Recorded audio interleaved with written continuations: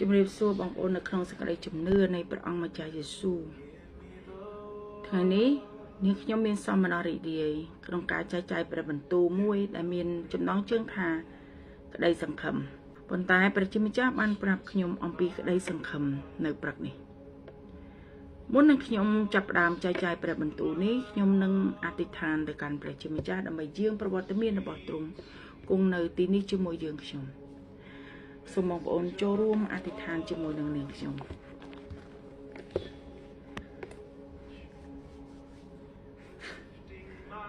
បបិទ្ធព្រះបិតាដែលគង់នៅលើបល្ល័ង្កនៃឋានសួគ៌ក៏សូមអរព្រគុណព្រះអង្គដែលព្រឹកនេះព្រះអង្គបានចែកចាយព្រះបន្ទូលឲ្យកូនបានដឹងអំពីក្តីសង្ឃឹមសូមឲ្យព្រះបន្ទូលនេះបានដកជាប់នៅក្នុងដួងចិត្តរបស់បងប្អូនអ្នកស្ដាប់សូមឲ្យបងប្អូនដែលត្រូវការក្តីសង្ឃឹមបងប្អូនដែលកំពុងតែឯកោបងប្អូនដែលកំពុងតែបាត់បង់នៅជំនឿក្តីសង្ឃឹមឬក៏ខ្សោយហើយបងប្អូនដែលមិនទាន់ជឿព្រះ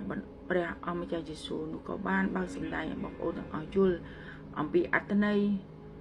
នៃមេរៀនក្តីសង្ឃឹមមួយនេះឲ្យបងប្អូនយល់គ្រប់គ្នាហើយសូមយាងប្រវត្តិមានរបស់ព្រះវិញ្ញាណបរិសុទ្ធគង់នៅជាមួយកូននៅទីនេះ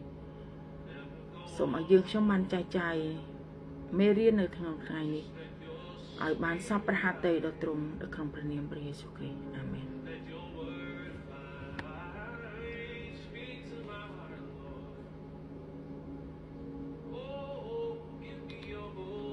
មនុស្សម្នាក់ដែលកើតមកលើផែនដីនេះតែងតែមានក្តីសង្ឃឹមដោយសារតែក្តីសង្ឃឹមនេះហើយទើបធ្វើឲ្យគេមានអាចបន្តជីវិតរស់នៅបានក្តីសង្ឃឹមដែលមិនមើលឃើញក្តីសង្ឃឹមដែលមាននៅក្នុងចិត្តបងប្អូនយល់ពាក្យថាក្តីសង្ឃឹមទេបងប្អូនមានដែលគិតថាហេតុអ្វីបានជាយើងហាក់បីដូចជាមានសង្ឃឹមអ្វីមួយនៅពីមុខឬក៏នៅអនាគតតើបងប្អូនមានដែលឃើញពីការសង្ឃឹមបងប្អូនមានដែលឃើញថាសេចក្តីសង្ឃឹមនោះបងប្អូនមានស្គាល់រូបរាងទេសេចក្តីសង្ឃឹមដែលបងប្អូនតែនៅក្នុងចិត្តរបស់បងប្អូនមានឆ្ងល់ទេថាហេតុអីបានជាបងប្អូនតែងតែគិតបងប្អូនតែងតែគិតថាបងប្អូននឹងធ្វើអ្វីមួយនៅក្នុងថ្ងៃអនាគតហើយបងប្អូនតែងតែមានសង្ឃឹមថាបងប្អូននឹងបានសម្រេចបងប្អូនមានឆ្ងល់ទេថាហេតុអ្វីបានជាបងប្អូនអាចមានសង្ឃឹមបានក្តីសង្ឃឹមនោះបានកើតឡើងដោយសារព្រះជាម្ចាស់បានដាក់មកឲ្យយើងទាំងអស់គ្នាបងប្អូន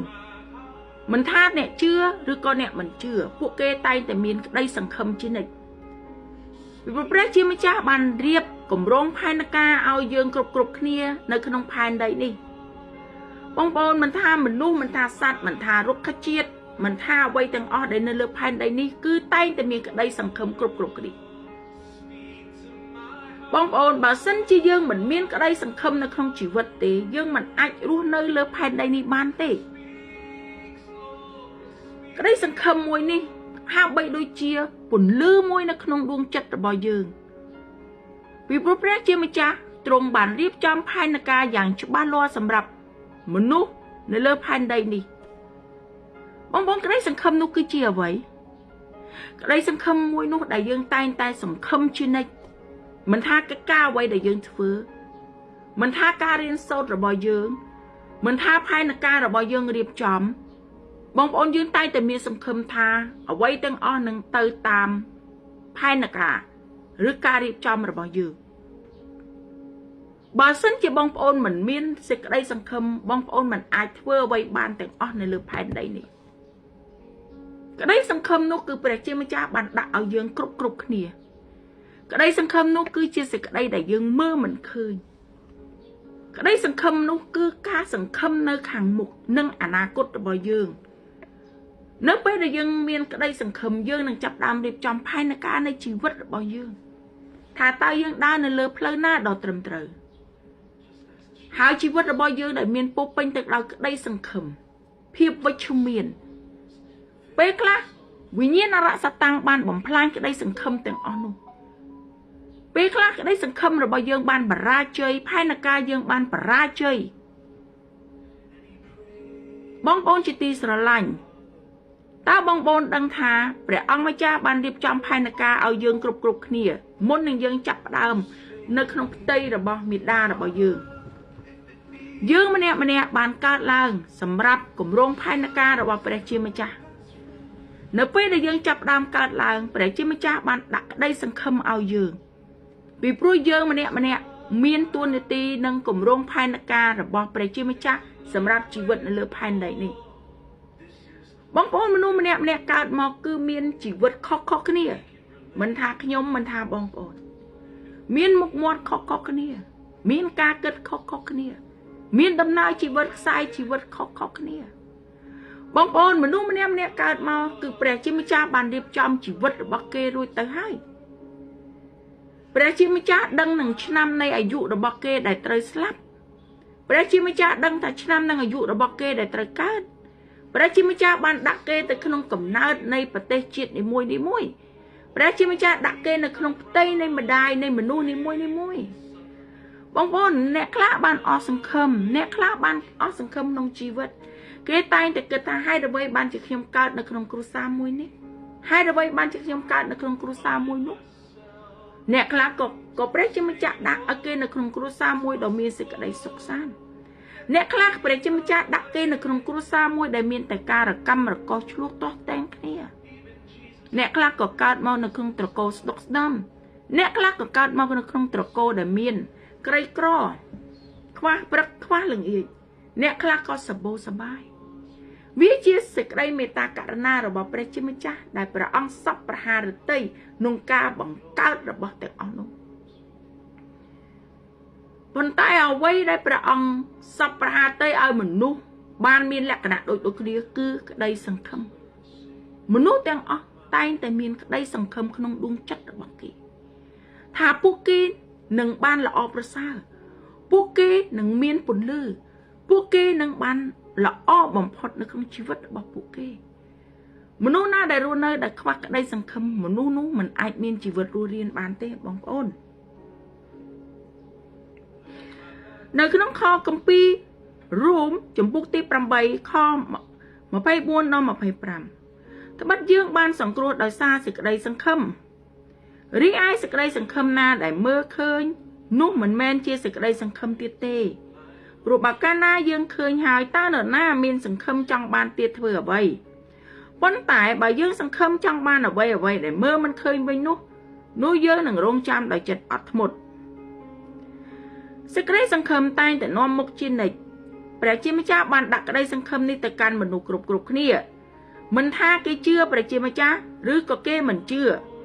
กรุบมนุษย์แต่งออกตัวบานแต่โปรตรงเชื่อประพบในสิกระไดสังคมในขนมเยเรมีจมปุกตีมาไพ่ประบวนข้อดับมวยบัดประเยโฮวาตรงเมียนบรรทุท่าคือเยื่อนี่ให้ได้สกอร์กำนัดได้เยื่อเกิดปีเนี่ยรอคเนียเชื่อกำนัดจังบานสิกระไดซับซ้านมันแมนเชียสิกระไดอักระเตคือดำไปอันเนี่ยรอคเนียมีสิกระไดสังคมในจ้องบ่มพอดบางคนในจ้องบ่มพอดสิกระไดสังคมในจ้องบ่มพอดแปลจิมจ้าบานซ้อนยาวอยู่บางคนมีดังเตะท่าสิกระไดสังคมตาลางนู้ตาเชี่ยวไว้บ้านจีเยืองไตแต่มีสังคมจีนักในขนมกัมปีรวมจุดปุกนับปรามข้อดับใบส้มแปลจิมจ้าได้เชี่ยประพบในสิกระไดสังคมบ้านบ่มเป็นจัดแนะรอกเนี่ยเอาโปเป็นดาวสิกระไดอ่อมนอนั่งสิกระไดซับซ้านในเลือโลกนี้บ่าวขมิ้นกระไดสังคมเตเกหนังสลับบองโอนยืนแต่ออกเนี่ยเหมือนท่าขยมเหมือนท่าบองโอนบ่าวสั้นจียืนขมิ้นสิกระไดสังคมเตยืนหนังสลับบองโอนบ่าวขมิ้นสิกระไดสังคมหรือเรื่องวิญญาณมนุษย์หนังเตยรองตกโดยมีใจตกในสุเพียสัตจมปุกดับใบข้อดับปีท่าก้านะก้าได้สังคมตกเตยผลเยียเปเตอนู้ทว่าเอาชูจับใต้บ่าบ่มน้องประธาบานสำหรับวิ่งนู้เปรียบโดยจิตดำเชิญในชีวิตให้ระบายบานเจียให้นิหายบานจีในคลองตุ่มนกน้ำการจมปุกที่ไส้สปีข้อดับมวยรมลึกยืงถ่าเอาประลังขยมเอ้ยให้ระบายบานเจียสระงดสระงัดมาแล้วให้ระบายบานจีจุโรจุรบอลในคลองคลวนขยมโจสังคมเลอประอังมาจ้าจ้อบ้องโปนโจสังคมเลอประอังมาจ้าจ้อพระองค์ไม่จ้าจิตตีสังคมระบายเยิงปีพระก็ได้สังคมแต่งอ๋อ វាតែងតែផ្លាស់ប្ដូរទោះបីបងប្អូនរៀបចំគម្រោងផែនការយ៉ាងណាក៏ដោយជួនកាលផែនការរបស់បងប្អូនបានសម្រេចជួនកាលផែនការរបស់បងប្អូនមិនបានសម្រេចប៉ុន្តែនៅពេលដែលបងប្អូនរៀបចំផែនការហើយបងប្អូនដាក់សេចក្តីសង្ឃឹមទៅលើព្រះជាម្ចាស់បងប្អូននឹងបានសម្រេចបងប្អូនពីព្រោះព្រះអង្គចង់ឲ្យយើងមានសង្ឃឹមទៅលើព្រះជាម្ចាស់ដោយសារតែមនុស្សមានភាពពិបាកក្នុងមានក្តីសង្ឃឹមតែមើលមិនឃើញបងប្អូនពេលខ្លះយើងបរាជ័យនឹងផែនការរបស់យើងអស់សង្ឃឹមដោយសារការដែលយើងសង្ឃឹមយើងតែងតែមើលមិនឃើញការសង្ឃឹមការជឿជាក់ការទុកចិត្តគឺត្រូវប្រើកម្លាំងវិជ្ជមានរបស់យើងបងប្អូនត្រូវការអ្នក support ពីក្រៅខ្នងត្រូវការអ្នកលើកទឹកចិត្តបងប្អូនដូច្នេះហើយពេលខ្លះយើងខ្វះកម្លាំងធម៌ពលទាំងអស់នោះហើយយើងក៏ជួបបរាជ័យในរឿងរ៉ាវជាច្រើននៅក្នុងជីវិតថែមទៀត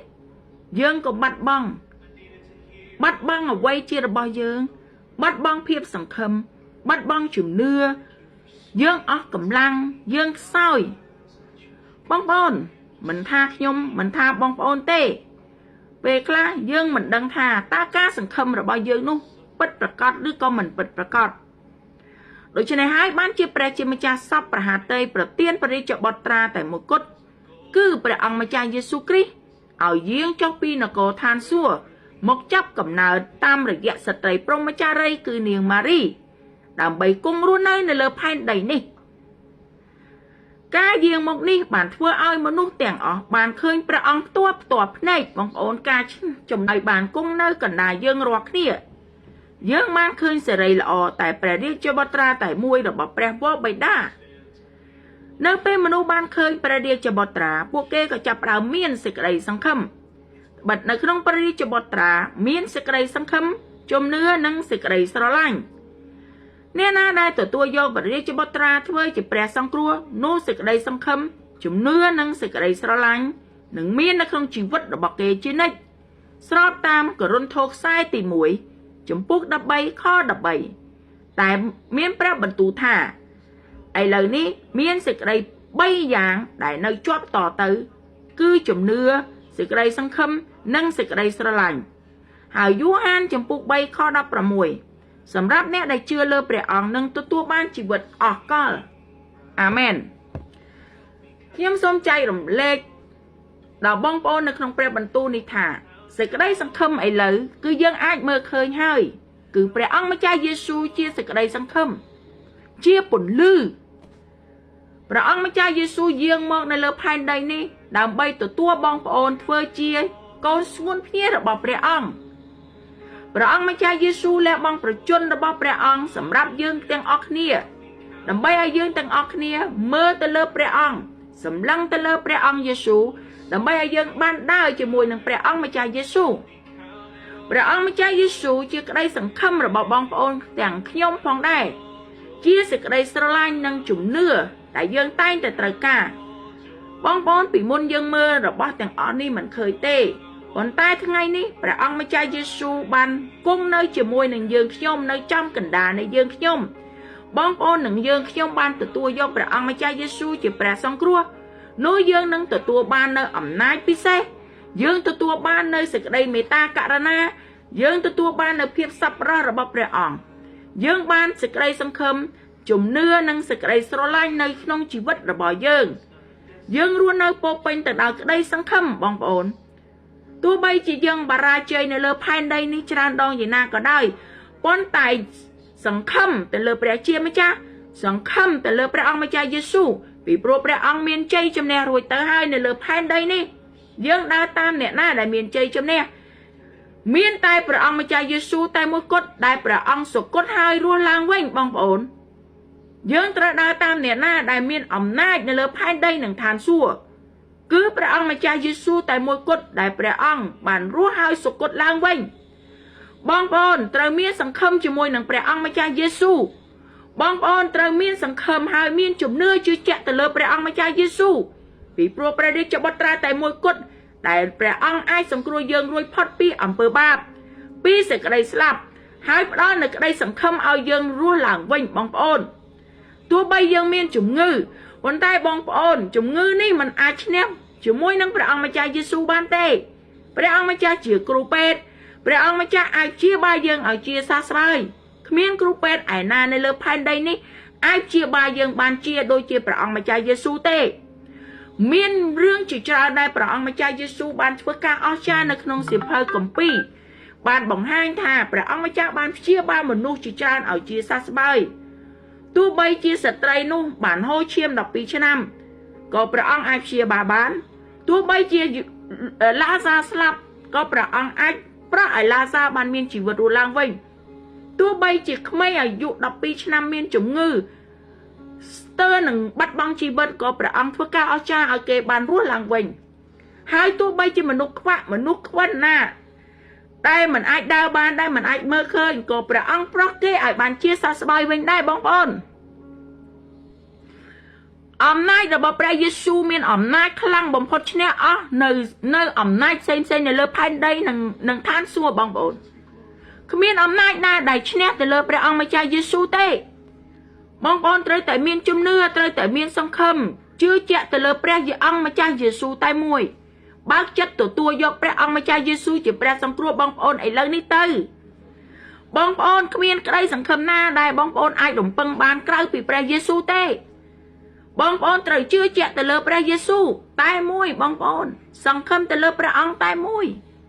ជីវិតរបស់បងប្អូននឹងមានជីវិតឡើងវិញបងប្អូននឹងមានសង្ឃឹមឡើងវិញបងប្អូននឹងមានក្តីស្រឡាញ់បងប្អូននឹងមានកម្លាំងទោះបីបងប្អូនខ្សត់ទោះបីបងប្អូនមានជំងឺ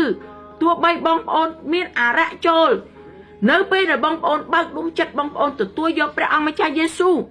គ្រប់ការទាំងអស់នឹងត្រូវផ្លាស់ប្ដូរមួយរំពេចបងប្អូនដោយសេចក្តីជំនឿដោយជំនឿបងប្អូនជំនឿមិនមែនមកពីយើងទេបងប្អូនជំនឿកើតឡើងពីសេចក្តីមេត្តាករុណារបស់ព្រះអង្គផ្ដល់ឲ្យយើងនៅពេលដែលយើងព្រមចុះចូលនៅពេលដែលយើងព្រមចុះចាញ់នៅអំណាចរបស់ព្រះអង្គម្ចាស់យេស៊ូវយើងលន់តួទៅកាន់ព្រះអង្គយើងអង្វរទៅកាន់ព្រះអង្គយើងបដូរជីវិតនឹងរស់នៅជាមួយនឹងព្រះអង្គជីវិតរបស់យើងនឹងប្រែជាថ្មីបងប្អូនជីវិតរបស់យើងនឹងផ្លាស់ប្រែជាថ្មីបងប្អូនដោយសារអំណាចដោយសារតែសេចក្តីស្រឡាញ់របស់ព្រះអង្គម្ចាស់យេស៊ូវព្រះអង្គនឹងប្រែជីវិតយើងជាថ្មីបងប្អូនយើងនឹងមានសង្ឃឹមឡើងវិញយើងនឹងមានកម្លាំងឡើងវិញយើងនឹងមានជីវិតឡើងវិញបងប្អូនសូមបងប្អូនទទួលយកព្រះអង្គម្ចាស់យេស៊ូវជាព្រះដ៏ពិតរបស់បងប្អូនជាក្តីសង្ឃឹមដ៏ពិតរបស់បងប្អូនបងប្អូនគ្មានអ្វីដែលសង្ឃឹមដូចជាព្រះអង្គម្ចាស់យេស៊ូវទេព្រះអង្គម្ចាស់យេស៊ូវតែមួយគត់ជាសេចក្តីសង្ឃឹមដែលមិនផ្លាស់ប្រែគ្រប់របស់ទាំងអស់នឹងផ្លាស់ប្រែប៉ុន្តែព្រះយេស៊ូវមិនដែលផ្លាស់ប្រែទេបងប្អូនជឿខ្ញុំជឿទៅលើព្រះអង្គម្ចាស់យេស៊ូវជឿទៅលើអំណាចរបស់ព្រះអង្គម្ចាស់យេស៊ូវព្រះអង្គម្ចាស់យេស៊ូវនឹងប្រោះបងប្អូនឲ្យជាសះស្បើយពីជំងឺព្រះអង្គម្ចាស់យេស៊ូវនឹងផ្ដល់ក្តីសង្ឃឹមឲ្យបងប្អូននៅពេលនេះឥឡូវនេះនៅក្នុងព្រះនាមព្រះយេស៊ូវគ្រីស្ទបងប្អូនគ្មានអ្វីដែលផ្ដល់សេចក្តីសង្ឃឹមឲ្យបងប្អូននៅលើផែនដីនេះជាដាច់ខាតគ្មានអ្វីទាំងអស់មានតែព្រះអង្គម្ចាស់យេស៊ូវមួយគត់ជាក្តីសង្ឃឹមដ៏ពិតខ្ញុំសូមថ្វាយដល់សិរីល្អដល់ព្រះអង្គម្ចាស់យេស៊ូវសូមឲ្យព្រះអង្គម្ចាស់យេស៊ូវបានប្រទានពរដល់បងប្អូនគ្រប់គ្នាសូមឲ្យក្តីសង្ឃឹមសេចក្តីស្រឡាញ់មេត្តាករុណារបស់ព្រះអង្គបានគង់នៅជាមួយបងប្អូននិងយើងខ្ញុំទាំងអស់គ្នាក្នុងព្រះនាមព្រះយេស៊ូវគ្រីស្ទអាមែនសូមជម្រាបលា